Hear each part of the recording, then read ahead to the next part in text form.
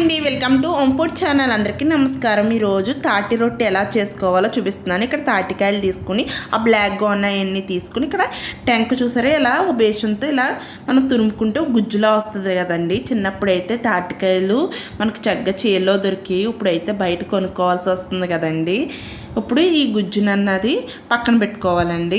ఇప్పుడు ఒక కప్పు బెల్లం తీసుకొని కొంచెం వాటర్ వేసుకుని మరిగించుకోవాలి. ఒక గ్లాసు ఇడ్లీ రవ్వ ఉంటుంది కదండి, ఇడ్లీ రవ్వ తీసుకుని మనం నానబెట్టుకోవాలి. ఒక అరగంట సేపు పక్కన పెట్టుకోండి. తర్వాత ఈ పేసంలో ఇడ్లీ రవ్వ వేసేసుకుని పాకం కూడా వేసుకుని బాగా కలుపుకుని స్టవ్ వెలిగించుకుని ప్యానం పెట్టుకుని ఆయిల్ వేసుకుని రొట్టెలా వేసుకుని చక్కగా మనం మూత పెట్టేసుకుంటే రొట్టె అన్నది రెడీ అవుతుందండి. ఎంతమందికి గారెలు అంటే ఇష్టమా, తాటి గారెలు అంటే ఇష్టమా, బూరెలు అంటే ఇష్టమా, ఇలా రొట్టె అంటే ఇష్టమా అన్నది కామెంట్ సెక్షన్లో చెప్పండి. ఈ వీడియో మీకు నచ్చినట్లయితే లైక్ చేయండి, షేర్ చేయండి, subscribe to home food channel.